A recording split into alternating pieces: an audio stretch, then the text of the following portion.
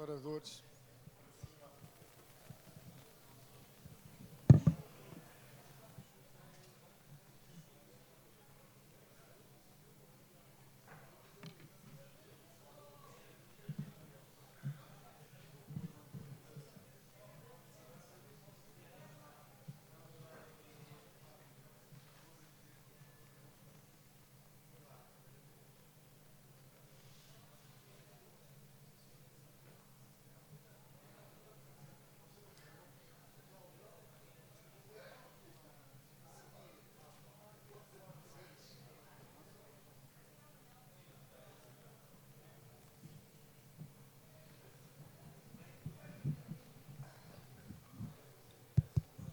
Estamos todos?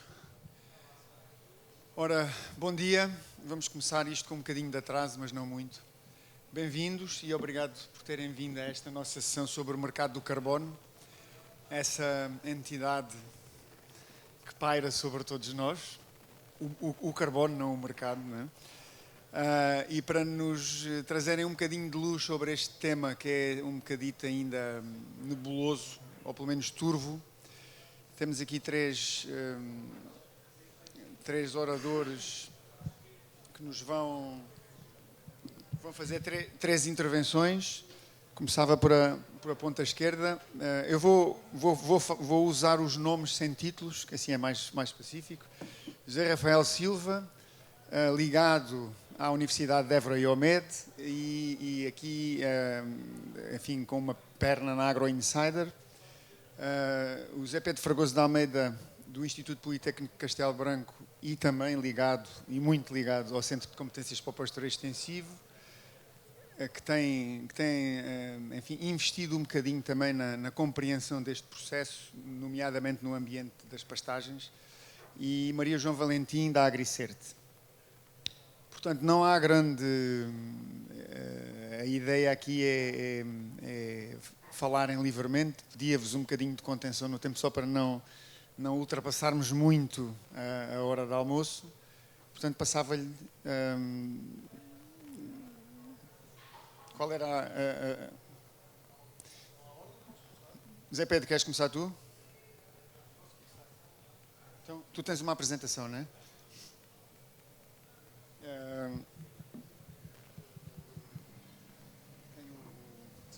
Já tem? Já tens o... Está aqui, está aqui. Está aí. Ok. Então, bom dia a todos. Obrigado a... Se levantar, estás à vontade. Eu prefiro levantar-me se vocês não me levarem a mal.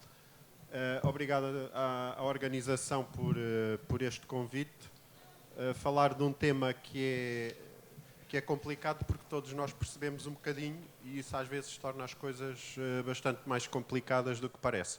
Eu vou tentar fazer uma coisa de base, que é falar sobre o que é isto do inventário de carbono, como é que se estima, para depois o meu colega Zé Rafael poder falar sobre uma questão um bocadinho mais prática.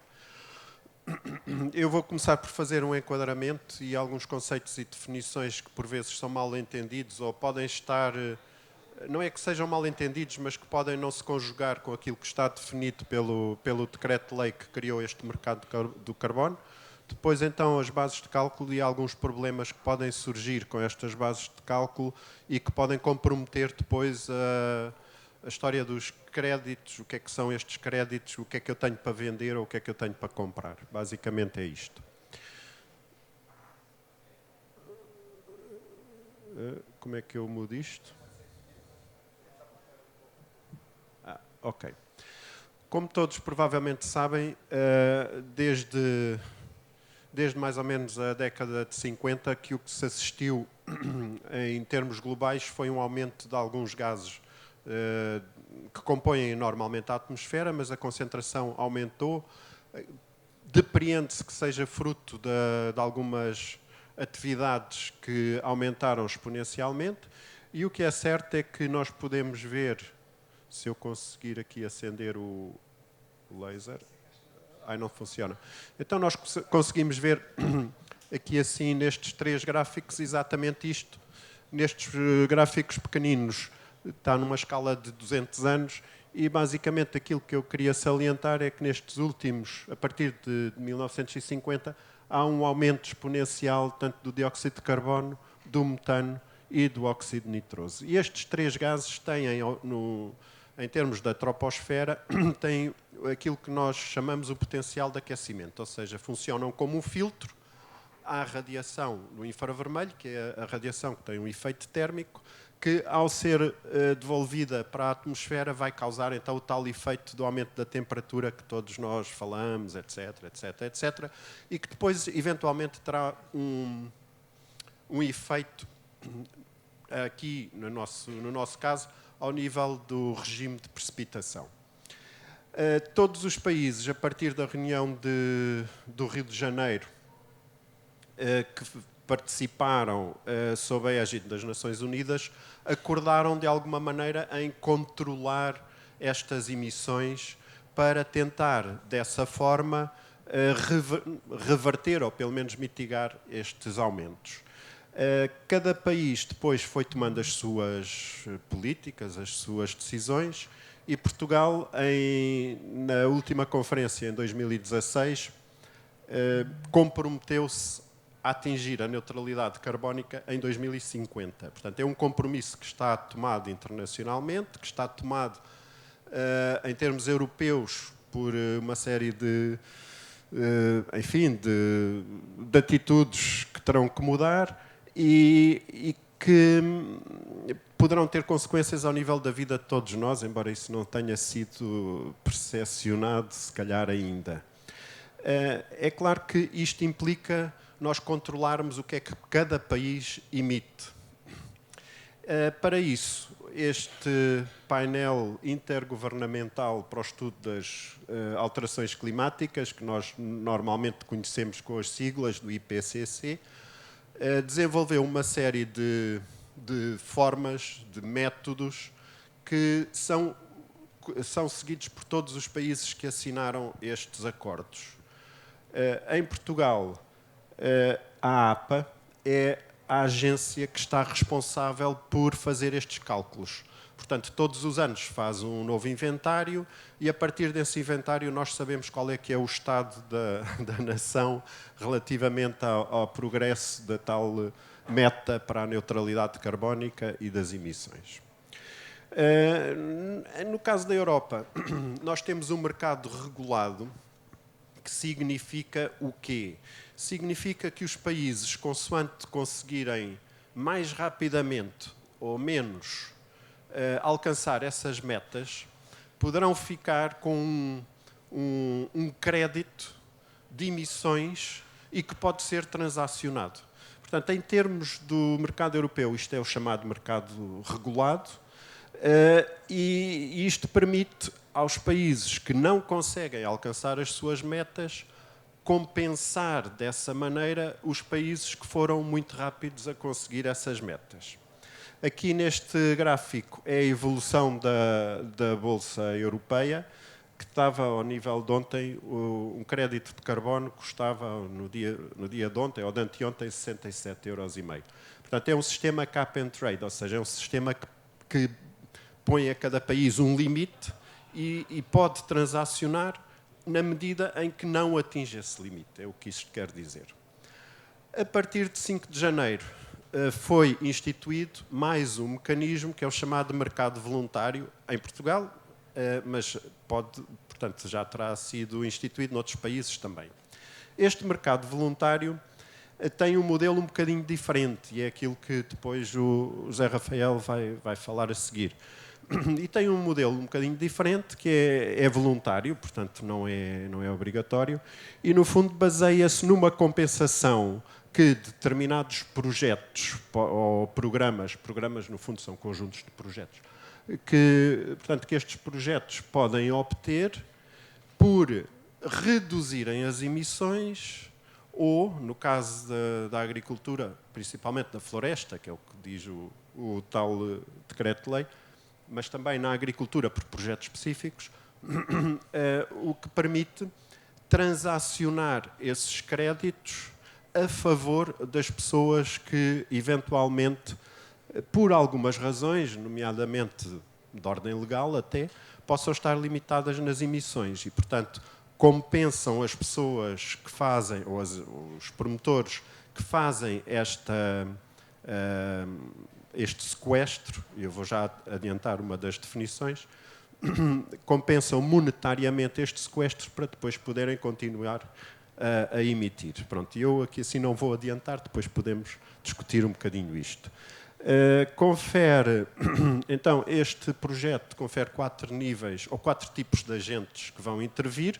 O primeiro são os promotores dos projetos, o segundo são as autoridades nacionais que vão valorizar toda a metodologia que está desenhada para cada projeto de avaliação do carbono.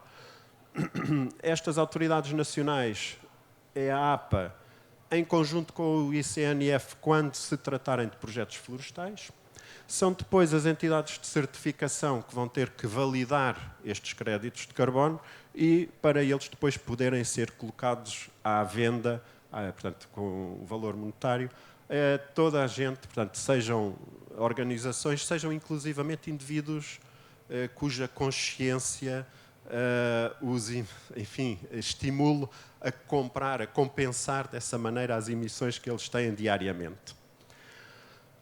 O que é que isto significa? Significa que temos que estimar em determinado projeto, ou em determinado sistema, qual é que é a quantidade de carbono que ele consegue reter da atmosfera ou que ele conseguirá, eventualmente, evitar de emitir. Ora bem, isto é feito de duas maneiras, tem 2 conceitos de base. O primeiro é definirmos uma barreira física do nosso sistema, ou seja, há um limite, e é dentro desse limite que nós nos vamos situar.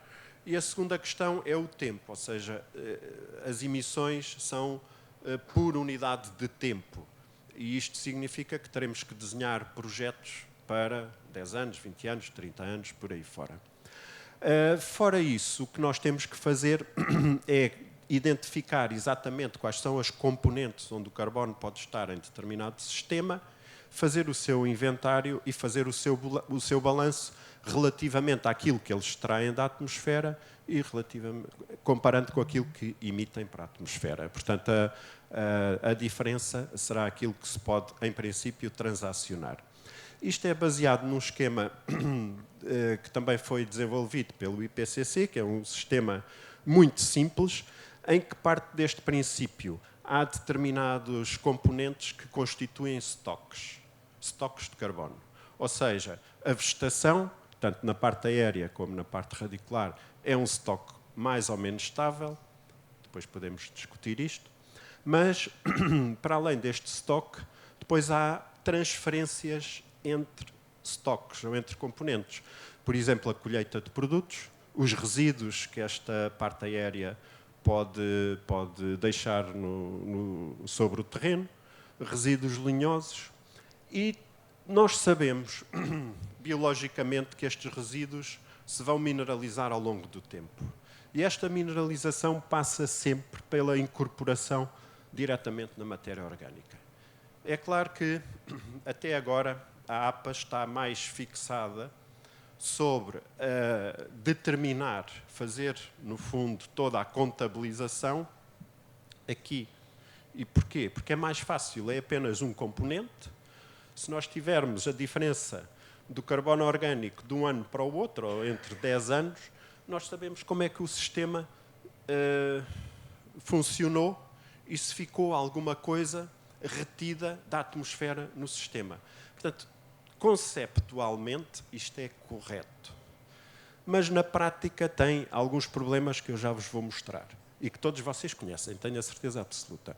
Portanto, o que é necessário no inventário é fazer o somatório das emissões para a atmosfera, que, no fundo, é a mineralização de todos estes resíduos, fazer o somatório das assimilações, ver o que é que se passa com os estoques e depois, dentro daquele limite que nós definimos por unidade de tempo, vamos exprimir por unidades de massa. É claro que o efeito ambiental refere-se, como eu disse há pouco, ao efeito de aquecimento que isto provoca. E, portanto, o que nós fazemos é equivaler todo este efeito de aquecimento relativamente ao dióxido de carbono. E, portanto, no metano, eu sei que isto não é bem correto, mas no caso dos animais, mas eu agora não vou ultrapassar isto. No metano, nós sabemos que uma mole de metano equivale a 25 de dióxido de carbono. No óxido nitroso, são 265 vezes o efeito que uma molécula de dióxido de carbono tem. Portanto, nós exprimimos todos os gases que têm este efeito ambiental em termos do aquecimento que eles provocam relativamente ao dióxido de carbono no horizonte temporal dos 100 anos. Porquê é que aquele modelo conceptualmente correto, mas depois, quando chegamos à prática, detectamos uma série de dificuldades? Todos nós sabemos que os nossos solos são extremamente heterogéneos. Eu trago-vos aqui assim 2 exemplos de um projeto onde eu estou envolvido, 2 parcelas de 9 hectares. E se vocês repararem nestes valores que estão aqui assim, são os valores do estoque de carbono nesta parcela de 9 hectares. E como vocês podem ver, isto tem uma variação brutal, desde os 50 toneladas de carbono por hectare até às 88. Isto são 9 hectares. Portanto, isto é num solo calcário em Elvas. A mesma coisa num solo granítico na zona de Porto Alegre, em que temos um mínimo, também 9 hectares, temos um mínimo de 35 toneladas por hectare, máximo de 57, e uma média de 45. O desvio padrão, no fundo, mede-nos a variabilidade dos dados. Ora, se nós estivermos a falar de um efeito que tem, no máximo, um sequestro de carbono no solo de 1 tonelada, 2 toneladas por ano, é fácil de perceber que com esta variabilidade, eu com 1 tonelada não vou conseguir identificar isso no solo. E, portanto, aquela metodologia que a APA está a tentar implementar a todo custo é bem feito conceptualmente, na prática é um desastre, porque não vai conseguir identificar aqueles efeitos que nós queremos. É fácil também nós complicarmos os cálculos e irmos contabilizar o carbono em todos aqueles componentes que eu há bocado vos mostrei. De uma forma muito simplista, nós sabemos que os estoques de carbono estão nas árvores, na parte dos matos, no pasto, nos resíduos, no solo. E isto é fácil agora conceptualmente de vos explicar. Se houver no tempo diferença destes estoques para mais, então há um sequestro de carbono. Se houver perdas, aquilo que este decreto-lei define é que são fugas. Está bem? Portanto, basicamente é isto que está definido no decreto-lei. Portanto, isto significa que o pagamento não é feito pelo estoque, mas pela variação de estoque. E isto é muito importante. Da mesma maneira, no fundo, isto é chamado no decreto-lei de adicionalidade. Está bem? É o adjetivo que eles utilizam. Porém, a adicionalidade refere-se a um cenário de referência. Ou seja, tem a ver com este DT que eu há bocado referi. E, portanto, o que nós podemos afirmar é que, referente à quantidade de carbono nos estoques num determinado ano, e esse será o cenário de referência, se nós conseguirmos aumentar os estoques face ao cenário de referência, então temos um carbono que pode ser vendido, digamos. Outro conceito para esta variação de estoques que este decreto prevê é a chamada permanência. Ou seja, aquela quantidade de carbono que eu consegui sequestrar tem que permanecer no sistema durante o período de vigência do projeto. Isto é complicado? Não é complicado, é discutível, mas eu não me vou alargar aqui, depois podemos falar sobre isto. Ou seja, se vocês tiverem, por exemplo, no caso da cultura florestal, isto é muito fácil de perceber. Se eu tiver um povoamento e se eu o cortar, eu estou a levar este carbono embora. Quer dizer que se o sequestro foi feito à custa do crescimento destas árvores, quando eu corto, eu perco este crescimento. Isto chama-se uma reversão. É claro que pode ser discutido, porque este carbono que vai ali na madeira não é libertado para a atmosfera, ele vai continuar na madeira. é contabilizado depois a jusante quando for a sua utilização. Mas agora não vamos entrar nesta discussão. Por exemplo, noutros casos de reversões mais pequenas, como seja, por exemplo, a extração de cortiça, ela pode ser prevista nesses projetos. E, portanto, pode ser, não interfere, pode não interferir, julgo que posso dizer assim, no resultado final. Não é?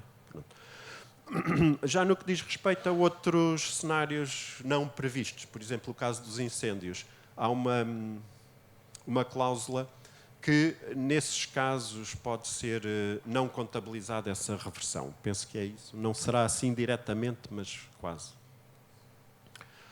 Ora bem, o problema do estimar tem a ver com uma coisa que também está prevista no IPCC e que é o nível de complexidade dos cálculos. Eu posso ter... portanto, são previstos 3 níveis. O primeiro são valores genéricos de tabela, vou-lhe dizer assim, já vos vou mostrar alguns, que são produzidos pelo IPCC. Por exemplo, pastagens anuais, o sequestro anual é igual a 0. Pronto. Meus caros, enquanto utilizarem o nível 1 de complexidade, não têm hipótese de provar outra coisa. Temos depois o nível 2, que são quando estes valores genéricos são adaptados a cada país. Então aí temos um caso, e que eu vos vou mostrar para o montado, por exemplo, de adaptação de valores genéricos já para a realidade do país. Temos um terceiro nível, que é aquele que é mais complicado, que já permite ou que obriga a medições, eventualmente a talhões de observação, etc., etc., em que nós temos que provar que aquilo é diferente dos valores genéricos, daqueles valores de tabela. Bem, mas para os povoamentos isto é relativamente fácil, nós podemos estimar, considerar ali assim, definir aquelas componentes e estimamos no tempo o que é que aconteceu com estas componentes. Para os animais, quando nós trabalhamos com animais, a coisa está mais difícil. E é mais difícil porque inclui as emissões todas dos animais e que têm, pelo inventário nacional, não são contabilizadas aqui. Ou seja, pelo inventário nacional são contabilizadas como apenas emissões da agricultura, quando não é correto, porque se nós definirmos a tal fronteira, os animais estarão dentro da nossa fronteira e deveriam ser contabilizados ali. Isto é o que nós temos estado a trabalhar no Centro de Competências do Pastoreio Extensivo, exatamente a trabalhar para o nível 3 e, portanto, esperamos dentro de um ano conseguir ter alguns dados mais específicos que nos possam sustentar qual é que deve ser o método e como é que deve ser calculado nos casos com animais em pastoreio direto. Aqui está o nível de complexidade 2 que eu vos queria mostrar. Por exemplo, para o sobreiro, o nível de complexidade 2, ou seja, foi ajustado aos sobreirais que o incremento é meio metro cúbico por hectare ano. Ponto final. Se vocês tiverem um povoamento, um montado mais disperso, que possa produzir diferente disto, ou mais concentrado, mais denso, que possa produzir também diferente disto, têm que ir já para outro nível de complexação. Da mesma maneira as azinheiras e os outros carvalhos. Da mesma forma, a quantidade dos resíduos são tabelados. E relativamente ao inventário nacional, por isso simplesmente é considerado 0, ou seja, povoamentos no inventário nacional, variação de estoque de carbono no solo é 0. Percebem? Ainda que nós sabemos que desde que não se façam mobilizações, desde que se faça uma gestão correta do montado, nós temos níveis de aumento. E penso que vocês terão dados sobre isso. E, portanto, cabe-nos a nós depois ir para o nível 3 e mostrar que é possível também aí ter aumentos. Agora vou-vos mostrar o caso das pastagens e da alteração do uso do solo, que é aquele que eu estou mais à vontade para falar. E que eu vos trago aqui um excerto da tabela. No fundo, isto é uma tabela de 2 entradas, este é o uso do solo e estas é as alterações que estas parcelas podem sofrer. Portanto, GL1 são pastagens permanentes, GL2 são matos. No caso de termos pastagens permanentes que ficam em pastagens permanentes, por isso é que se chamam permanentes, reparem que as emissões contabilizadas pelo IPCC são zero. Mas, no caso de eu ter pastagens permanentes e elas serem invadidas por matos, então eu aí tenho um acréscimo de carbono de 2 toneladas por ano. Ou seja, se eu quiser concorrer a esta medida, mais vale eu deixar tirar os animais, deixar crescer os matos e vender esse carbono. Isto é estúpido, não é? Para mim, acho que está completamente contra aquilo que foi a intenção deste decreto-lei. Da mesma maneira que se eu tiver matos e se eu os quiser passar para pastagem, eu vou perder 2 toneladas de carbono por hectare ano. Isto são valores do nível de complexidade 1, portanto, cabe-nos a nós mostrar que isto é diferente. Nos animais também se passa um bocadinho o mesmo. E eu coloquei aqui assim, de propósito, copiei aqui as indicações das tais guidelines do IPCC. Basicamente, o que eles sustentam é isto. É que o dióxido de carbono da fotossíntese das pastagens é igual àquele que é ao metano e à respiração dos animais. Portanto, é igual a zero. Daí que aquele valor que eu vos mostrei há bocado seja zero. E o pressuposto é este. É fácil, vocês todos compreendem que se eu tiver menos animais, mais animais, pastagens mais produtivas, menos produtivas, isto pode não ser igual a zero. Tão simples quanto isto. Mostro-vos aquilo que nós temos feito no pastoreio extensivo, no Centro de Competências. E portanto, estes são os primeiros dados que vão ser publicados. Só para vocês terem uma ideia, aqui no Alentejo, portanto, 18 casos, em que nós tivemos quase 3 toneladas de carbono por hectare ano, e se vocês somarem as duas, o metano com o dióxido de carbono, dá cerca de 1 tonelada. Em Trás-os-Montes, 17 explorações, 3,7 toneladas de carbono da pastagem, a parte dos animais, cerca de 850 quilos. Ou seja, claramente, com estes dados, nós vemos que, de facto, o valor da fotossíntese ou da quantidade de carbono que é fixado pelas pastagens supera em larga escala tanto o metano produzido pelos animais como a respiração dos animais. É óbvio que isto depende do encabeçamento, depende da produtividade, depende depois de outros fatores, está bem? Mas contrapõe, portanto, aquele nível 1 de complexidade que é quase, na maioria, utilizado pelo IPCC no inventário nacional. Nos outros países, como é que estamos a funcionar? Basicamente, há uma multidão de pessoas a trabalhar nisto. Há ferramentas online, produzidas pela própria FAO, até produzidas por outras associações que permitem fazer a contabilização e o balanço do dióxido de carbono, das emissões de gases com efeito de estufa ao nível da exploração. Eu trago-vos este exemplo, que é o que eu acho mais engraçado em termos do estrangeiro, que é o da Irlanda, em que houve uma associação de produtores que se juntou, que desenvolveu esta ferramenta, que tem um programa nesta área e que permite e que já está a comercializar créditos de carbono através destas ferramentas. São umas reflexões finais, e são mesmo reflexões, está bem? Deixo aqui assim para depois vocês poderem, vocês próprios, pensar nisto. Portanto, o cálculo da quantidade de carbono vai depender do nível de complexidade dos cálculos. Isto é muito fácil de perceber. O problema é que a validação destas formas de cálculo depende da APA, inteiramente sob a responsabilidade da APA. E o que eu pergunto é, será que a APA tem sensibilidade para perceber isto? E deixo a pergunta no ar. A segunda questão é o cenário de referência. O cenário de referência vai nos limitar ao nível de adicionalidade, ou de permanência, ou de reversão. Pois, mas se nós pensarmos, vou-vos dar um exemplo. Sementeira direta. Se eu não fizer sementeira direta, e se eu fizer um projeto para reverter a sementeira convencional para a sementeira direta, O meu cenário de base é ótimo, porque é muito baixo. E, portanto, eu vou ser muito beneficiado com isto. Mas se eu já estiver em sementeira direta, o meu cenário de base é muito alto. Portanto, não tenho qualquer vantagem nisso. É óbvio que depois existem outro tipo de possibilidades e que o Decreto-Lei também refere, e que eu não vos disse para não baralhar, que é o chamado crédito de carbono mais, que é para além desta possibilidade de ser ainda projetos que contribuem para a biodiversidade.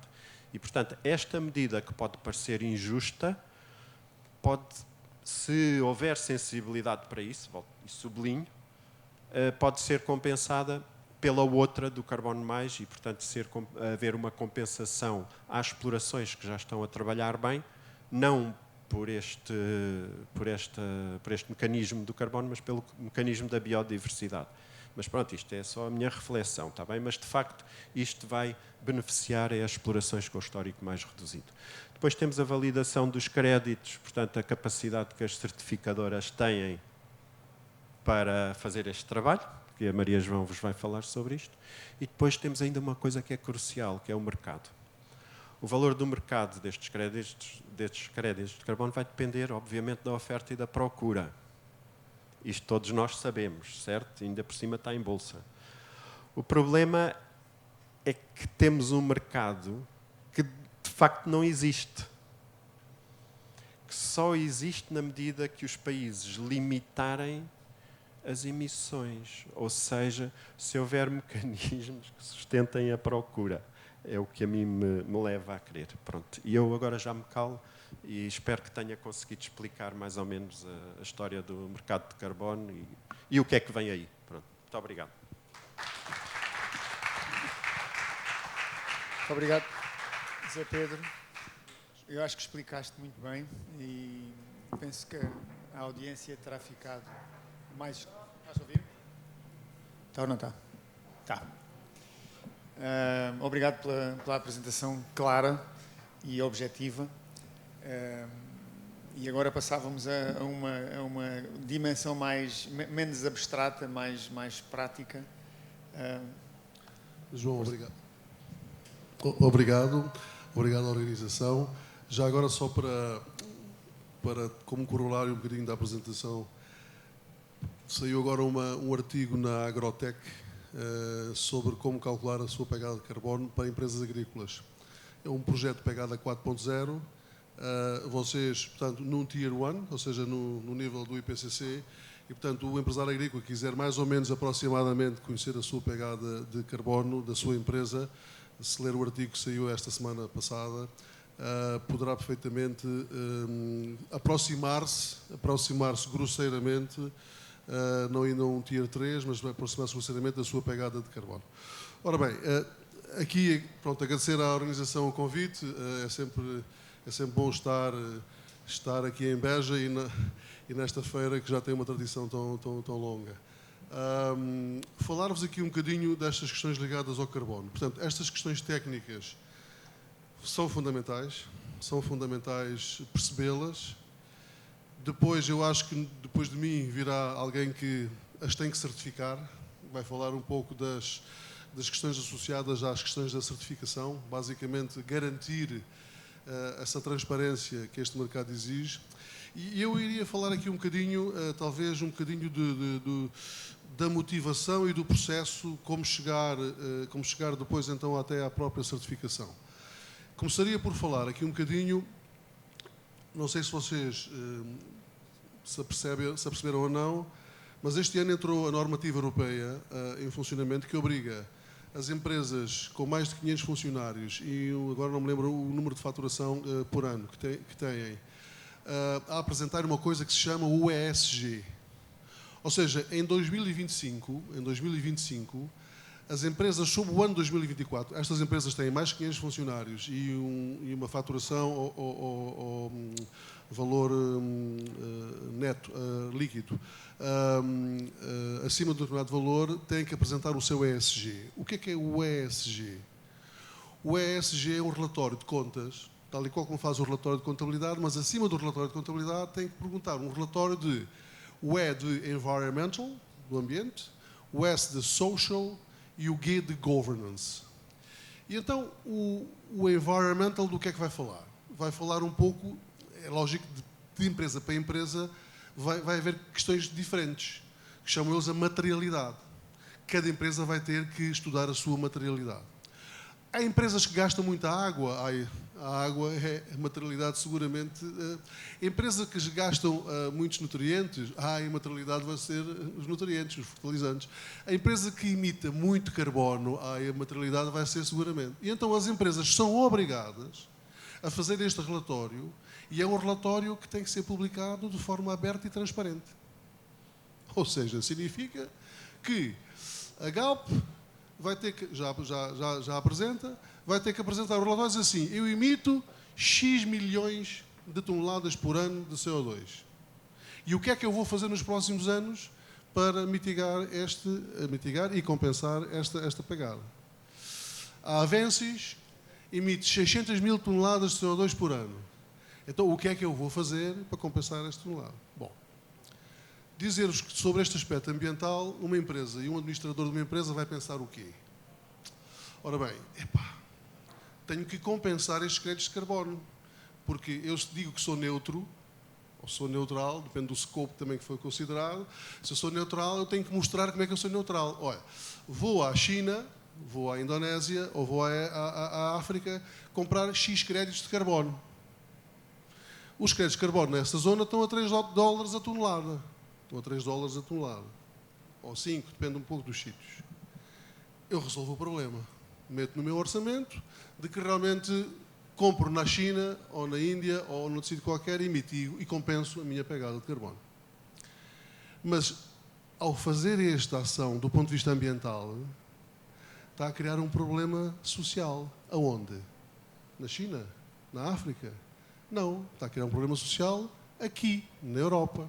Ou seja, ao eliminar uma pegada de carbono, está a criar uma pegada social aqui, porque ela emite aqui. A sociedade não vai perceber que uma empresa polua aqui e compense noutro sítio que não seja aqui. E, portanto, a questão do social, ou seja, do relatório social, passa a ser importante.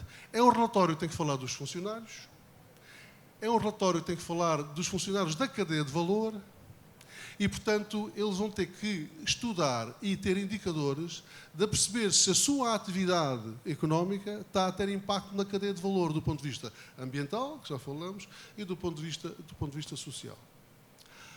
E agora existe ainda a outra, que é a governança. E a governança é os riscos todos que a empresa corre se de repente acontece qualquer coisa estranha. Imaginem alterações climáticas. Estão a ver, do ponto de vista de governança, o que isto é para as seguradoras. Para as seguradoras, as alterações climáticas é de um valor de materialidade muito grande, porque qualquer alteração num ano muito grande pode provocar uma instabilidade do ponto de vista da empresa e até acabar com a empresa, face às compensações que devem dar aos seus clientes. Ora bem, então, e o que é que está a acontecer? Acontecer que este ano começaram as empresas de mais de 500 funcionários, para o ano mais de 250 e para o ano a seguir, 2026, mais de 50. Ou seja, estima-se que na Europa mais de 50 mil empresas vão entrar nos próximos 3 anos a ter que fazer este ESG. O que está a acontecer neste momento é que o mercado está a se adiantar aos tempos da Europa. Neste momento, já há empresas portuguesas, pelo seu governance, ou seja, uma distribuidora, vamos supor, dou um exemplo, uma distribuidora que compra produtos à agricultura. Ela, no seu governance, tem que se perceber qual é o impacto ambiental que os produtos que recebe, que comercializa. Então, a Jerónimo Martins, por exemplo, dou um nome, podia ser outra qualquer, pergunta ao seu fornecedor de ovos: olha lá, ó fornecedor de ovos, qual é as toneladas de CO2 que tu emites por tonelada de ovo que tu produzes? Porque eu tenho que pôr isso no meu relatório. Eu tenho que perceber se tu és mais eficiente ou menos eficiente que os teus pares que produzem ovos. Porque se tu fores menos eficiente, eu se calhar prefiro um que seja mais eficiente. Estão a ver onde é que isto vai parar, não estão? Estão a ver que vai parar a todos os produtores que fazem carne, que fazem fruta, que fazem cereais, ou seja, vai parar a todos os produtores em geral. Pode não ser a Jónia Martins, mas seguramente há de ser um agregador de produto que ele próprio começa também, se calhar, tem mais de 50 funcionários, vai ter que fazer um relatório sobre as suas pegadas do ponto de vista ambiental, social e de governança. Então, o que é que acontece? Apesar de, obrigatoriamente, só serem as empresas que têm mais funcionários maiores, de alguma maneira, pelos efeitos de governança e dos relatórios que têm que ser produzidos, eles vão pressionar todas as cadeias de valor. E toda a gente, de alguma maneira, vai ter que ser obrigada a certificar a sua pegada de carbono. A sua pegada, ou seja, quantos metros cúbicos de água eu gasto por produzir uma tonelada de maçãs. Quantas toneladas de NPK, azoto, fósforo e potássio eu consumo para produzir uma tonelada de produto. E isso tem que ser certificado. Porque depois o comprador não acredita, de dedo no ar, que vocês são sérios. Tem que alguém dizer que vocês são sérios. Vocês podem ser sérios, mas alguém tem que dizer que vocês são sérios.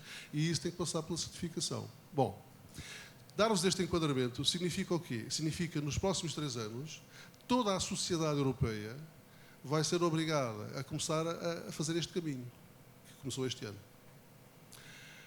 Então, eu acho que aqui os agricultores têm que fazer-se também ao caminho, e as empresas, as associações e as cooperativas, pela seguinte razão: não é muito tarde, vai ser o mais tardar o próximo ano, já, se calhar alguns de vocês já tiveram em situações destas, porque eu já conheço empresas agro que já lhes perguntaram, nomeadamente na área do vinho, na área dos ovos, qual era a pegada de carbono por tonelada de produto produzido.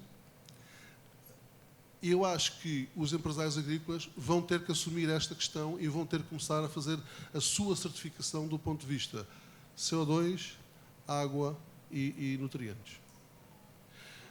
Pela seguinte razão, porque se não o fizerem, pode estar cá no Tier 1.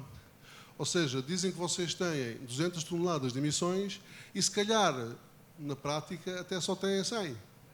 E a diferença de imposto entre as 100 e as 200, se calhar, ainda compensa do ponto de vista económico, porque as multas vão de aparecer por aí mais à frente. Portanto, mas do ponto de vista do empresário agrícola, é importante não só conhecer e certificar estas pegadas, mas também é importante perceber que há aqui oportunidades. Muitas vezes, as oportunidades que temos a ver, e falamos de aproximadamente 1 tonelada de carbono por hectare ano na pastagem, que se pode acumular em função da gestão, atenção, é 1 tonelada, não é 1%. É que 1% de matéria orgânica são 30 toneladas de carbono no solo. E se vocês têm 1%, imaginem a quantidade de carbono que está instalado no solo. Mas também, para além do solo, tem outras possibilidades. Se calhar a minha exploração até tem uma zona que até é de pior qualidade do solo, tem um declive até complicado, então se calhar eu até posso instalar árvores. E as árvores estão a fazer o serviço do carbono.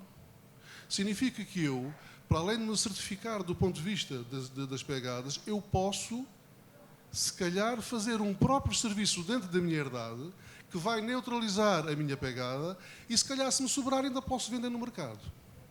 E daí, então, surge este mercado voluntário, que já aqui foi falado. Este mercado voluntário, parece-me a mim que é uma oportunidade para os agricultores, é uma oportunidade. Vão existir 3 tipos de empresas agrícolas.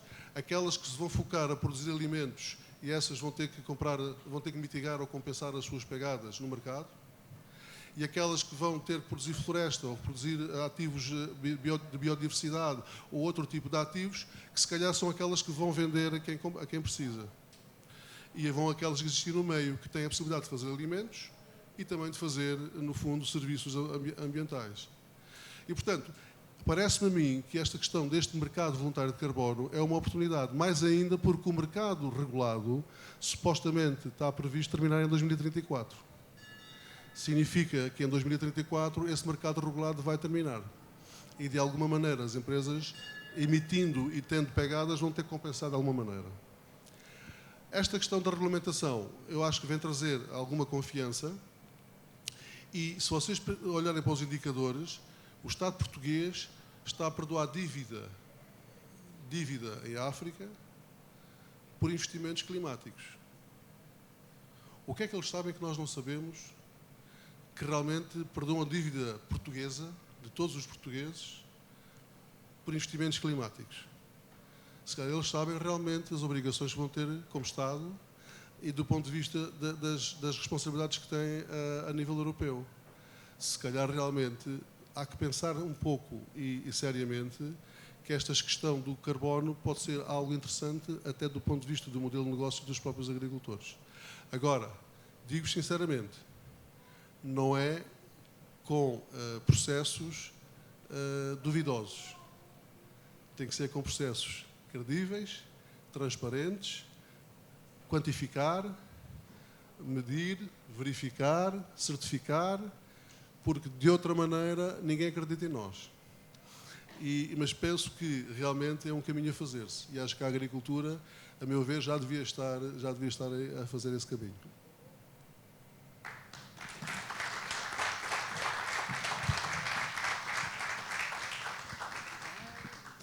Muito obrigado pela sua apresentação que nos é muito interessante, mas também nos dá a noção do potencial de transformação até social que esta questão traz consigo. Maria João, quando quiser. Obrigada. Bem, agradecer à ACOS o convite feito à AgriCert para participarmos neste colóquio tão interessante e num tema que é muito caro para a AgriCert já há alguns anos. Só uma breve apresentação da AgriCert para quem não conhece. A AgriCert, portanto, tem sede em Elvas, é um organismo de certificação de produtos, portanto, fomos constituídos no ano de 2000. Estamos acreditados no âmbito de acordo com a 17.065, que é a norma europeia para a certificação de produtos, e pela 17.020, para a 17.065 pelo Instituto Português de Acreditação, para referenciais como o modo de produção biológica, as DOPs e IGPs, o Global Gap, modo de produção biológica em países terceiros. E no caso da 17.020 temos uma acreditação pela Entidade Nacional de Acreditação de Espanha, no âmbito da norma da qualidade do porco ibérico. Portanto, temos demonstrado, penso eu, ao longo dos anos que somos uma entidade que está no mercado, temos acreditações e, portanto, que somos uma entidade fidedigna e a trabalhar em prol da agricultura. A nossa equipa é diversificada, trabalhamos em 4 continentes e, portanto, em Portugal já somos cerca de 30 e temos mais cerca de 30 técnicos fora de Portugal, nas diversas parcerias que temos com várias entidades nos diversos continentes. Relativamente ao tema que nos traz aqui, a questão do carbono, pronto, foi uma preocupação que nós temos já desde há cerca de 3 ou 4 anos e esta preocupação surgiu com a má fama que foi colocada na carne de ruminantes, principalmente pelaquela notícia que apareceu relativamente ao reitor da Universidade de Coimbra, que decidiu não colocar carne de vaca nas cantinas. Nós somos uma empresa que está sediada no Alentejo, os nossos clientes são, na maior parte, produtores pecuários e resolvemos não ficar, digamos que, só com esta preocupação e decidimos que deveríamos provar que, efetivamente, temos uma pecuária no Alentejo que contribui para o sequestro de carbono e não para a emissão de carbono. E desenvolvemos um esquema de certificação com o apoio de uma colega, a Constança Laranjo, que está aqui, que fez o seu trabalho de fim de curso no Instituto Superior de Agronomia sobre esta temática, e, portanto, com o apoio de professores do Instituto Superior de Agronomia e de diversos parceiros, e, portanto, baseado naquilo que são critérios científicos, desenvolvemos este esquema de certificação. Não contentes com isso, exatamente por aquilo que o professor Rafael acabou de dizer, nós, na verdade, não acreditamos na maior parte das fórmulas de cálculo que andam por aí. E, portanto, toda a gente diz que sequestra carbono, aparecem não sei quantas empresas a dizer que vendem créditos de carbono, aparecem não sei quantas empresas a dizer que têm um sequestro de 3 ou 4 ou 5 toneladas, e é aquilo que nós consideramos que não é a melhor forma de apresentarmos a questão, porque efetivamente tem que haver uma forma fidedigna de se fazer este cálculo e tem que haver uma terceira parte a dizer que essa forma é fidedigna. Então o que é que nós decidimos fazer?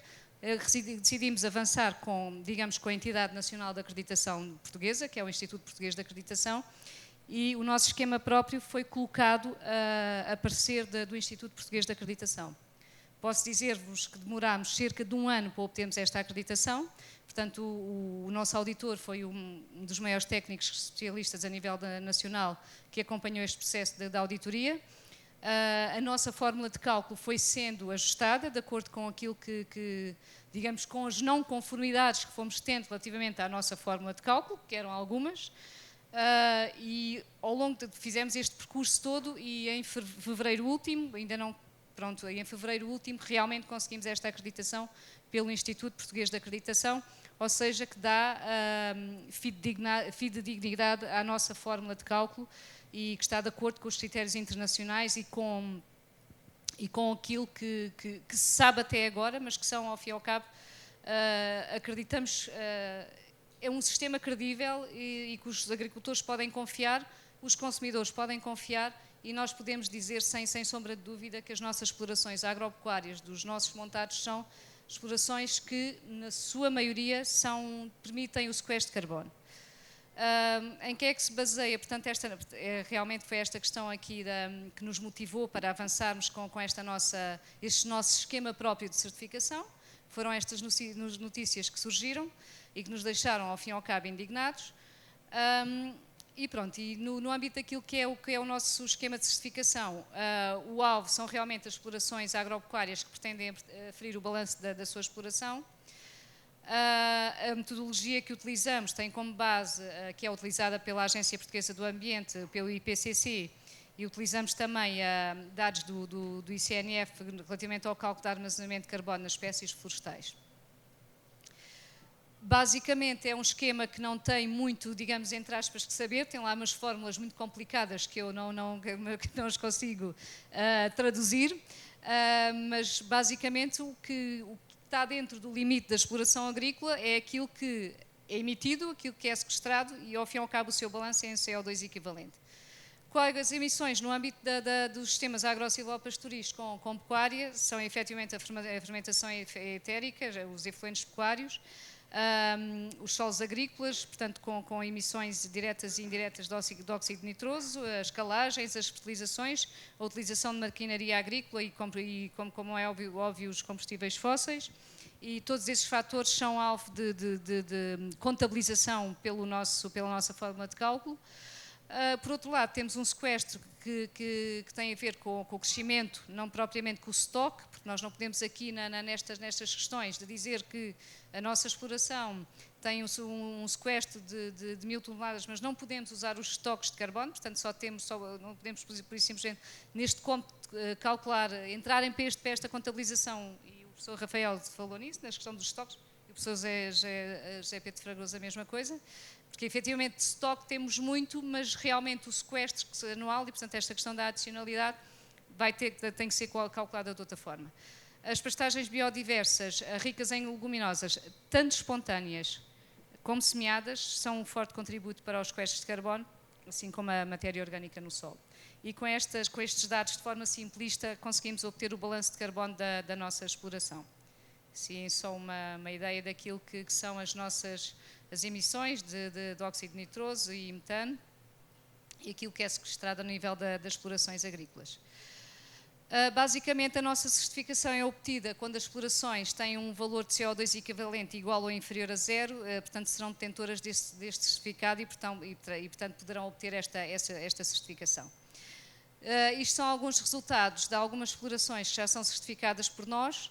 E temos ali explorações com áreas muitíssimos diferentes, com diversas espécies pecuárias, com encabeçamentos diferentes, com números de árvores completamente, inclusive não tem sequer árvores, tem pastagens biodiversas, por exemplo a primeira exploração tem pastagens biodiversas espontâneas, nem são semeadas, só que realmente tem uma diversidade que permite que realmente haja esta contribuição para o sequestro de carbono. Tem um encabeçamento até alto, mas realmente ao fim e ao cabo de uma área de 220 hectares, temos aqui um sequestro de mais de 1 tonelada por hectare. Isto são dados que nós temos já de vários anos, temos bastantes dados de bastantes explorações, algumas fazemos certificações em várias explorações. Um dos exemplos é aqui bem perto, que é o Monte do Pasto, que efetivamente na sua exploração extensiva é uma exploração sequestradora de carbono, e estamos a trabalhar constantemente para provar efetivamente que estes nossos sistemas são sequestradores de carbono. Temos a mais-valia, portanto, desta certificação, portanto, que é estimular os agentes económicos a participar ativamente na descarbonização, que cada vez vai ser um assunto mais, como já foi referido aqui, premente, e além disso tentarmos que estes créditos sejam colocados nos mercados voluntários de carbono. Portanto, o passo fundamental que a nossa certificação deu e que nós obtivemos, portanto, em fevereiro último, foi realmente esta certificação, portanto, na acreditação pelo Instituto Português de Acreditação, e, portanto, consta do nosso anexo técnico de acreditação entre variedíssimos produtos, também aqui no âmbito da produção animal, a pecuária baixo carbono. O José Pedro Fragoso, o professor José Pedro Fragoso já falou nesta questão da legislação nacional do mercado voluntário de carbono, portanto vou só passar aqui muito rapidamente. Portanto, foi publicada em janeiro último, portanto, esta legislação. Como já foi referido, este decreto-lei, que é o número 4 de 2004, depois já teve aqui uma pequena alteração, uma declaração de retificação, mas basicamente estabelece as regras para as ações de compensação das emissões ou contribuições financeiras a favor da ação climática em projetos no território nacional. Portanto, inclui tanto tipologias de projetos de redução de gases com efeitos de estufa como de sequestro, estabelece os procedimentos para a aprovação da metodologia, que ainda não existe, portanto, esta metodologia criada, estabelece sistemas de certificação dos projetos e respectivos créditos, mas que ainda estamos à espera de nova portaria, digamos, regulamenta a criação de uma plataforma do registro destes projetos de mitigação das emissões e de créditos de carbono para efeitos da sua comercialização nos mercados voluntários de carbono. Como já se falou, temos aqui vários agentes no mercado voluntário de carbono. Temos os próprios utilizadores, que são indivíduos ou organizações públicas ou privadas que pretendem adquirir ou utilizam estes créditos de carbono, ou seja, querem fazer este investimento para compensar as suas, ao fim e ao cabo, as suas emissões, ou pura e simplesmente podem querer contribuir para a ação climática. O promotor do projeto, que é, por exemplo, um agricultor, uma exploração agrícola que seja titular deste projeto e ao fim e ao cabo, que explore, portanto, o controle com atividades de redução e emissões de gases com efeitos de estufa do próprio sequestro de carbono. Temos as autoridades nacionais que vão regulamentar, portanto, estes mercados voluntários de carbono. Temos os verificadores independentes, que são, ao fim e ao cabo, as empresas de certificação, que neste decreto-lei são designados como verificadores independentes, que ao fim e ao cabo são entidades terceiras que vão, de forma independente e qualificada, portanto, certificar e validar inicialmente estes projetos e depois fazer o seu acompanhamento ao longo do ciclo. Como já foi falado, temos aqui os princípios fundamentais desta lei que saiu, portanto, ao fim e ao cabo é a credibilidade, portanto, aquilo que é considerado, portanto, garantir que efetivamente estes créditos são de fonte fidedigna. É a questão do princípio da adicionalidade, que já foi aqui falado, ou seja, garantir que haja efetivamente aqui ao longo dos anos, que não seja só, não se pode só falar de estoques de carbono, mas digamos que estes projetos de carbono têm que ter um princípio de adicionalidade e, portanto, de remoções ao longo dos anos, ou de sequestro. O princípio da permanência, portanto, a cautelar a manutenção das emissões sequestradas e garantir que a existência de salvaguardas que permitam compensar as tais situações de reversão. Uma eficácia, portanto, o sistema tem que ser eficaz, tem que ser monitorizado, tem que ser transparente, ou seja, tem que haver publicações acerca da forma como são produzidos e como é feita, portanto, estas transações. Portanto, tem que haver um acesso público à informação, inclusive para prevenir as duplas contabilizações, e tem que ser sustentáveis, ou seja, realmente prever que haja estes benefícios socioeconómicos. O tipo de créditos de carbono que estão previstos neste decreto de lei são os créditos de carbono, que é uma unidade emitida por cada tonelada de CO2, reduzida ou sequestrada por entidade desenvolvida por um projeto, O crédito de carbono plus, que incorpora aquilo que já se falou, portanto, além da questão do carbono, também benefícios adicionais ao nível da biodiversidade e do capital natural. Temos os chamados créditos de carbono de futuros. Basicamente, aquilo que são os créditos de carbono de futuros são projetos que inicialmente já tenham sido implementados, mas pode haver uma forma que ainda se fazer alguma verificação para trás, mas estes não podem ser mais do que 20% dos créditos totais do projeto. E os créditos de carbono verificados, evidentemente, que são aqueles que são emitidos após realmente haver esta verificação pelos tais verificadores independentes, vulgo empresas de certificação. Como já foi dito, cada crédito de carbono gerado corresponde a uma tonelada de carbono, está sendo dependente da validação por verificador independente. Na plataforma que irá ser criada a nível nacional vai ter um número de série, ou seja, cada crédito de carbono vai ter um número de série único na plataforma que permita a sua rastreabilidade e minimizar essa questão da dupla contabilização. O que é necessário para que estes créditos de carbono sejam reconhecidos? Portanto, é desenvolver um projeto, portanto, uma exploração agrícola, por exemplo, desenvolve um projeto do sequestro de carbono da sua exploração, aquilo que pretende fazer, por exemplo, a questão dos matos, a questão das pastagens biodiversas, a questão de reduções de encabeçamento, a questão da agricultura regenerativa, muitas formas portanto, este projeto tem que ser um projeto que seja avaliado, é depois validado pelo tal verificador independente, pela empresa de certificação, procede ao registro nesta plataforma nacional. O projeto tem que ser concretizado, tem que informar sobre eventuais alterações do projeto, por exemplo, um incêndio ou uma tiragem de cortiça, sei lá.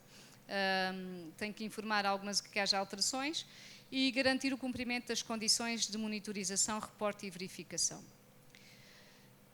Portanto, os registros são efetuados numa plataforma ainda a criar, cujo responsável será a Agência para a Energia, sob a supervisão da APA.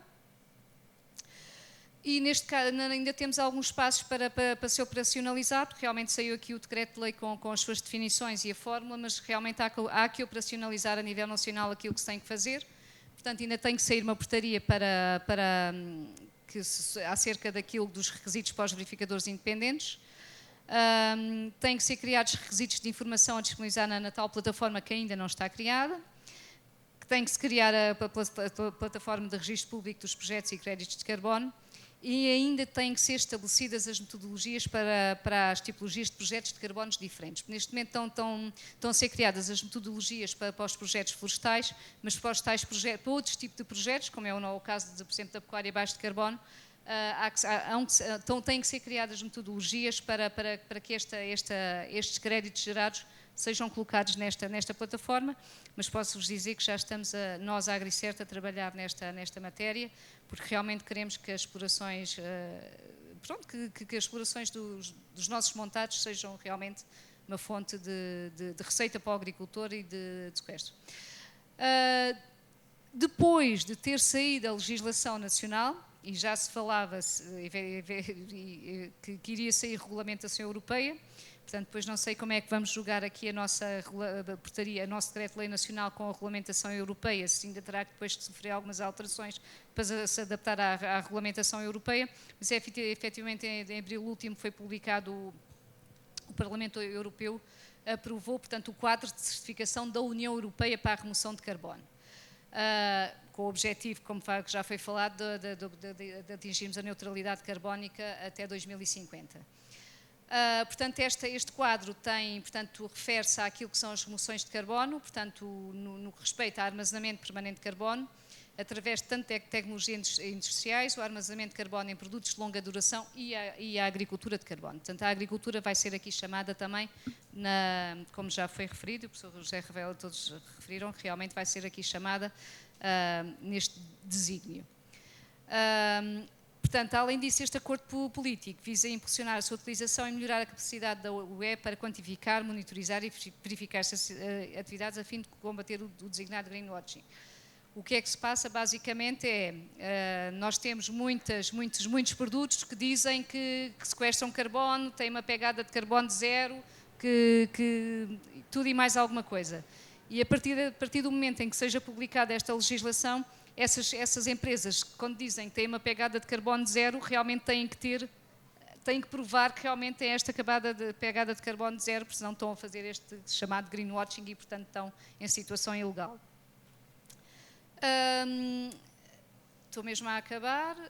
Qual é as razões para a certificação? Acho que é garantir a sobrevivência do setor ao fim e ao cabo, porque os nossos realmente, aqui no Alentejo, e os nossos sistemas agro-silvopastoris, neste momento estão muito dependentes das ajudas, como todos sabemos, e portanto ter mais uma fonte, poderá ser mais uma fonte, digamos que de receita para estas explorações, e além disso penso que nestas questões do ESG, penso que poderão ser importantes esta certificação, e até por isso mesmo, que se calhar depois as grandes empresas vão pedir esta informação para os seus relatórios, e portanto penso que estas certificações são fundamentais de futuro. Só para acabar, estou mesmo a acabar, somos nós pelo mundo, estamos nestes sítios aqui, e agradecer a vossa atenção.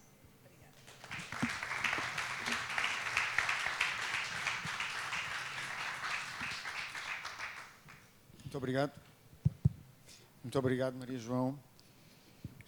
Eu queria só agradecer mais uma vez aos três oradores que, pelo menos a mim, contribuíram para criar um quadro muito mais claro e mais objetivo em toda esta questão, que nos aparece como uma oportunidade, mas que é marcada por um quadro de grande incerteza, nomeadamente a metodológica, não é? Portanto, nós falamos do potencial de geração de sequestro de carbono na matéria orgânica do solo, mas ainda andamos às turras com o que é que acontece ao metano entérico.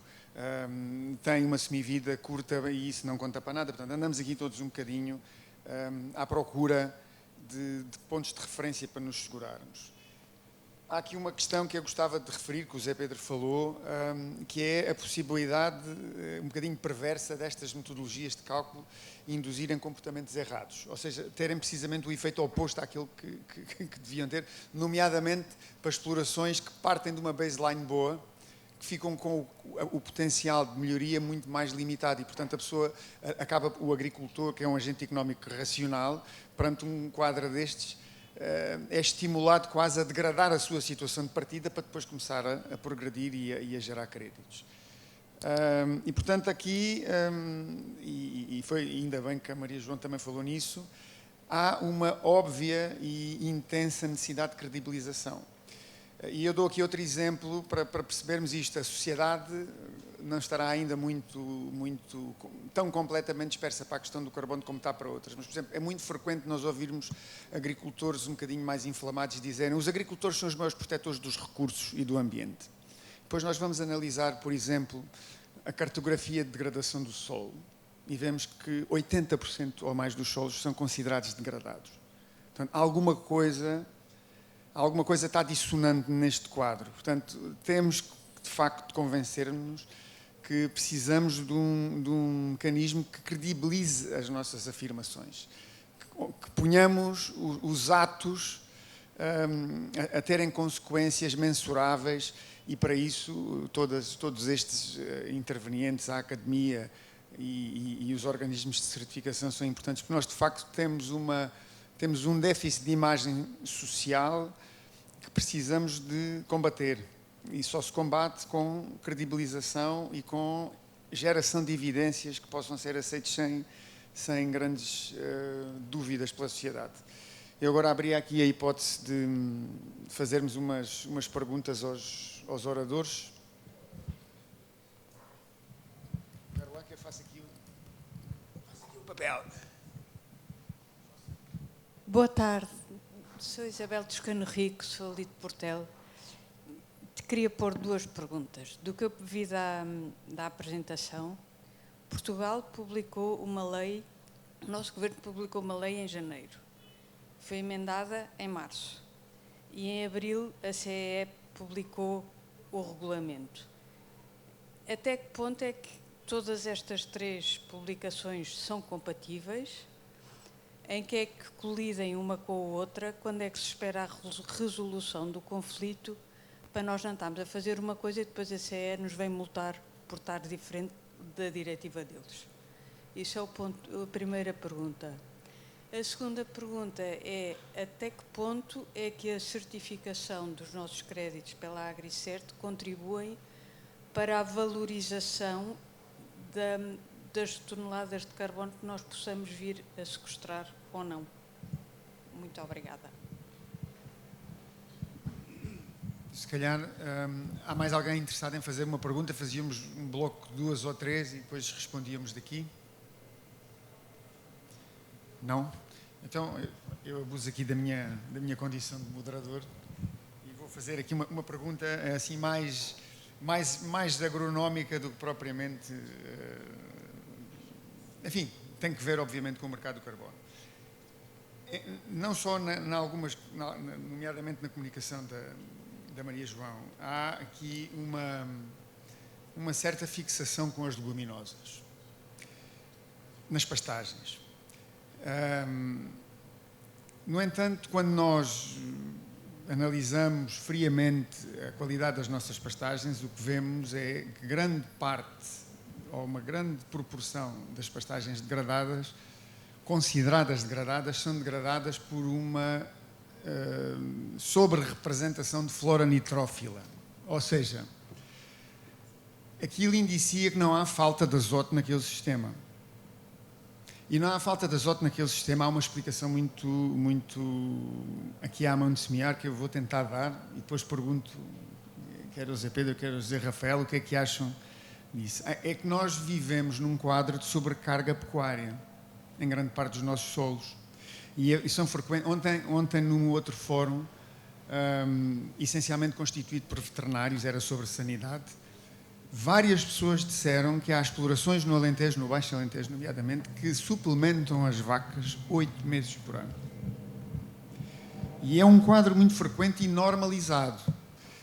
Num quadro destes, aqueles alimentos concentrados com que os animais são suplementados têm 14, 15, 16, alguns 18, aqueles que levam ureia têm 20 ou 22% de proteína bruta, que é excretada e fica no sistema, enquanto não se volatiliza sob a forma de óxido nitroso, e que faz a coisa multiplicar-se por 265.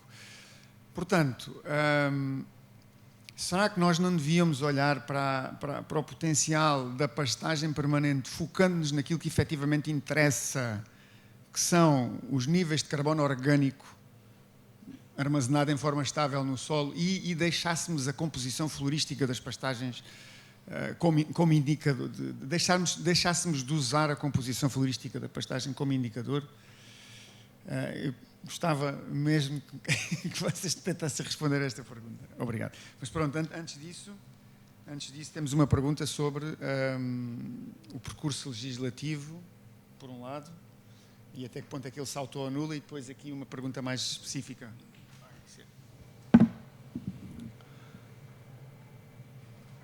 Sobre o percurso legislativo, eu acho que Portugal arriscou muito. Eu devo dizer que ao liderar na Europa, quer dizer, a Espanha já tem uma regulamentação para as questões de projetos de carbono e para registro de projetos de carbono, mas é um bocado redutora porque, fundamentalmente, questões ligadas aos incêndios, terras, etc. Portanto, mas Portugal acho que arriscou-me bastante. Parece-me bem que tenha arriscado. No mínimo, o que vai acontecer é que a normativa europeia vai se sobrepor à normativa europeia, à portuguesa, perdão, e de alguma forma a normativa portuguesa vai se ter que encaixar na normativa europeia. Isso não há a mínima dúvida. Depois, a própria normativa portuguesa é um bocado uma normativa já do que existe ao nível do mundo, ou seja, basicamente as orientações, as regras são quase gerais, não é? Portanto, a europeia ainda vai ser ainda mais generalista que a portuguesa, não é? Porque vai ter que apanhar todos os países da Europa e, portanto, esse enquadramento vai torná-lo mais general. Quer dizer, eu acho que, no fim, vai acabar só a existir uma, que é a europeia e ponto final, não é? Mas enquanto nós demos estes passos, criámos talvez as condições para que o próprio mercado começasse a pensar um bocadinho no assunto. Dizer-lhes também que esta questão do, por exemplo, a questão de níveis muito elevados como a sementeira direta. Temos, só para vos dar um exemplo, em Inglaterra, a média de matéria orgânica no solo é 6%. Portugal, a média, o Alentejo, então, é 1% e. Portanto, significa o quê? Os projetos e as tipologias, as metodologias de carbono, de projetos de carbono, vão ter que conceber quais são os serviços que realmente vão ser feitos segundo aquela metodologia. Por exemplo, pode estar na metodologia é que se eu tenho 3% de carbono no solo, eu ser pago é para não mexer no solo e para o guardar. Ok? Não é ser pago para o aumentar. Certo? Portanto, e aí passa a haver um crédito de conservação e não um crédito de melhoria. Vai depender um pouco da metodologia, cá está, que for aprovada pela APA, não é? Que for aprovada pela APA e pela sua Comissão Técnica, que ainda não está publicada e que se espera também que se publique brevemente a Comissão Técnica. A ADN está a fazer a plataforma de registro e, portanto, espera estar pronta no próximo ano, no princípio do ano, esperemos. Se não cair o governo entretanto e mudar outras coisas outra vez. Portanto, mas eu diria que, do ponto de vista do exercício, o caminho está traçado. A Europa definiu 2050, primeiro continente neutral. E para lá chegar, como é que é? A gente vai lá ter que chegar. De alguma maneira, a torneira vai ser apertada, os parafusos vão ser apertados. Há de chegar uma altura que as multas começam a ser mais altas que o incumprimento e, portanto, de alguma maneira nós vamos ter que ajustar, seja lá como for. E, portanto, eu acho que não é um problema, eu acho que é uma oportunidade. Então, para a agricultura, eu acho que é uma grande oportunidade esta questão do ponto de vista dos projetos de carbono e biodiversidade. Porque o carbono é um problema, mas a biodiversidade já é um problema muito maior que o próprio carbono. E, portanto, só para vos dar um exemplo, em termos de projeto, nós podemos estar a querer resolver um problema do carbono e estamos a prejudicar o outro que é mais grave, que é o da biodiversidade. E dou-vos um exemplo concreto. Até estamos na região própria para isso. O olival superintensivo faz um serviço excepcional do ponto de vista do serviço ambiental em termos de carbono. Porquê? Porque a tonelada de carbono emitido por produção, por tonelada de azeitona ou de azeite, é altamente eficiente quando comparado com outros sistemas de olivais, como o intensivo ou o convencional. Só que o convencional não tem essa pegada tão alta, mas tem outras que favorece, que é o da biodiversidade. Portanto, às vezes nós temos que ter muito cuidado. Ao querer resolver o problema do carbono, também estamos a poder resolver o problema da biodiversidade.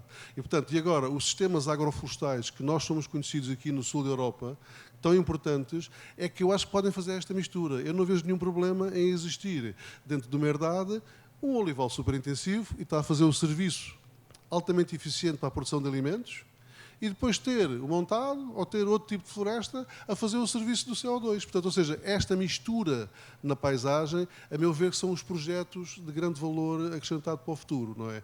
Mas seguramente vão haver projetos também de plantar pinheiros e 30 anos temos um projeto de carbono. E vão haver seguramente, a parte florestal, isso não vai. Agora, aqueles que se calhar nos interessam ao nosso país, estou a dizer formalmente e a minha opinião pessoal, são estes de dupla valência. Serviços de CO2, mas também serviços de biodiversidade. Porque o Alentejo, eu já andei por tanto lado do mundo e digo-vos uma coisa, não conheço nada mais bonito do que caminhar debaixo de um montado que esteja saudável e que esteja pujante. É das coisas mais bonitas que eu já fiz em toda a minha vida e conheço por esse mundo fora, é caminhar realmente nesta paisagem alentejana em alguns sítios que nós conhecemos.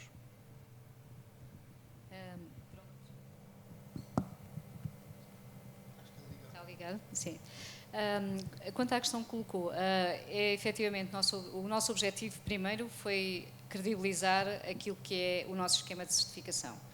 E melhor credibilização do que uma acreditação pela Entidade Nacional de Acreditação, penso que é difícil, não é? E pronto, esse objetivo foi conseguido em fevereiro último, tanto que nós não temos, digamos, trabalhado em termos comerciais muito esta questão, porque efetivamente queríamos, e até porque eu sempre tive muitas dúvidas relativamente a esta questão dos cálculos da pegada de carbono e, portanto, como tal, achei que era a forma de conseguirmos credibilizar, portanto, este nosso esquema. O nosso objetivo neste momento, como disse, portanto, neste momento temos uma legislação nacional que está há de ser operacionalizada, não sei se num ano, mas pronto, vai ser operacionalizada com a criação da plataforma, a criação da tal de comissão técnica, eu penso que já está criada, se não estiver está para ser criada, que vai rever as tais metodologias e, portanto, vai ser operacionalizada. Portanto, o nosso objetivo será exatamente esse, portanto, que a nossa metodologia seja apreciada pela Agência Portuguesa do Ambiente e que seja, portanto, um esquema que vai ser inserido nessa tal plataforma para efeitos de comercialização dos créditos de carbono pelos agricultores que terão como benefício, digamos, que esta certificação deste esquema de certificação. Pronto, portanto, realmente, não sei se respondi à sua questão. Obrigado.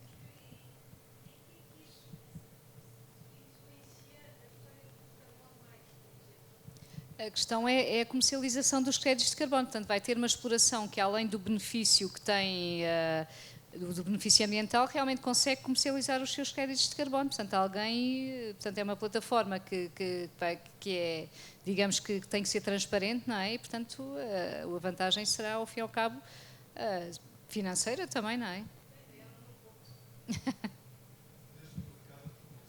Desde que o mercado reconheça. Bem, então queres uma bomba, não é? Provavelmente todos já ouviram falar nas pastagens biodiversas, que é o que o João está, no fundo, a perguntar. Que neste momento não têm que ser semeadas, são pastagens que têm que ter o mínimo de 6 espécies ou 6 variedades, com o mínimo de 25% de leguminosas na primavera. Certo, Maria João? Sim, pronto. Ora bem, o termo surgiu é um termo extraordinário em termos comerciais, mas é um erro técnico, porque biodiversidade significa diversas funções e quando este tipo de misturas surgiram, elas caracterizavam-se por ter 25 variedades de leguminosas. E as leguminosas têm todas a mesma função, portanto, de facto, não são biodiversas. Em termos de marketing, foi um sucesso. Obviamente que, aliado ao marketing, depois surgiu em paralelo, e é uma questão, pronto, que para mim, quando eu falo na APA, e espero que a APA tenha esta característica, que é poder avaliar de uma forma séria todas estas metodologias, o problema é que eu vejo algumas pessoas que estão na APA, que estão na Comissão Técnica, que são promotores de projetos, só não são na certificação. E isso, para mim, não é transparente. Principalmente quando são pessoas que, do ponto de vista técnico, têm algumas lacunas. Pronto. Este é o meu medo, está bem? E eu partilho com vocês, não tenho problemas. Aliás, a história de Coimbra, de 2019, começou com uma destas pessoas, não foi em Coimbra, foi aqui, na Ovibeja, numa apresentação que ela fez, que essa pessoa fez, que lançou o pânico sobre a sociedade face às emissões e colocou a agricultura como o grande culpado de todas as emissões que existiam em Portugal. E foi aqui, na Ovibeja. E foi na sequência disso e da ignorância de alguns meios de comunicação que se lançou aquela polémica toda.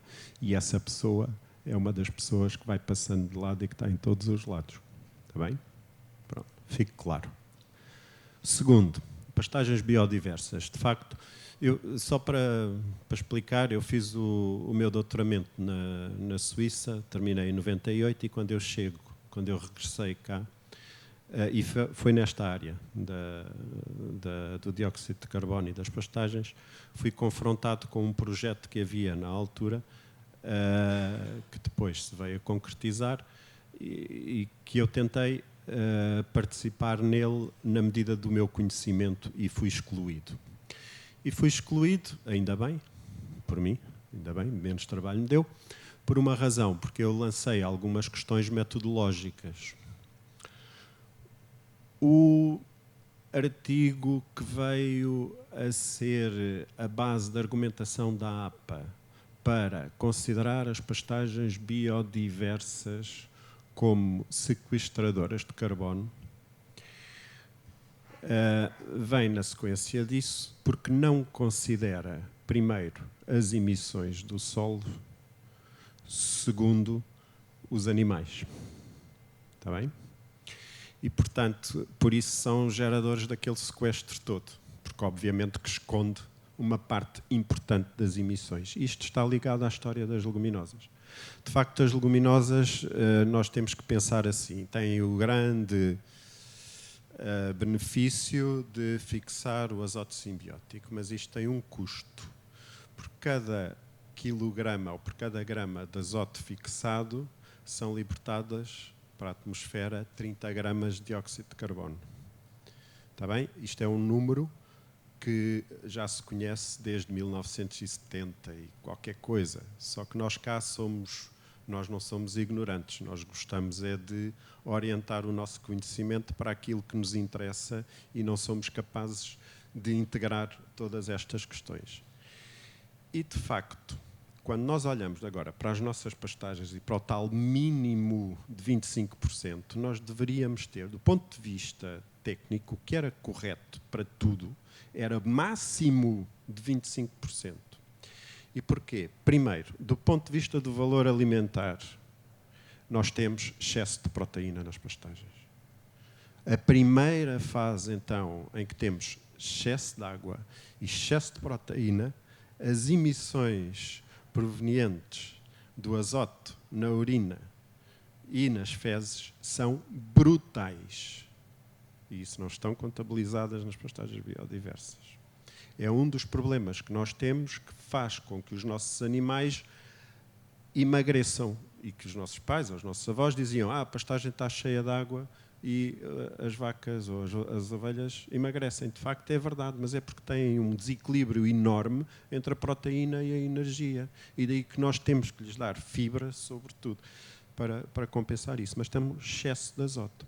O que é que isto significa em termos da ecologia? Significa que nós temos, sempre que tivermos uma quantidade significativa de leguminosas no solo, temos maiores emissões que depois, no ciclo da degradação, vão de facto dar óxido nitroso, a ponto de uma das pessoas responsáveis por esse trabalho, outro dia, quando estivemos no Fundão, veio para mim dizer uma proposta que é o óxido nitroso, se vier das leguminosas, não é contabilizado, é a tal diretiva europeia.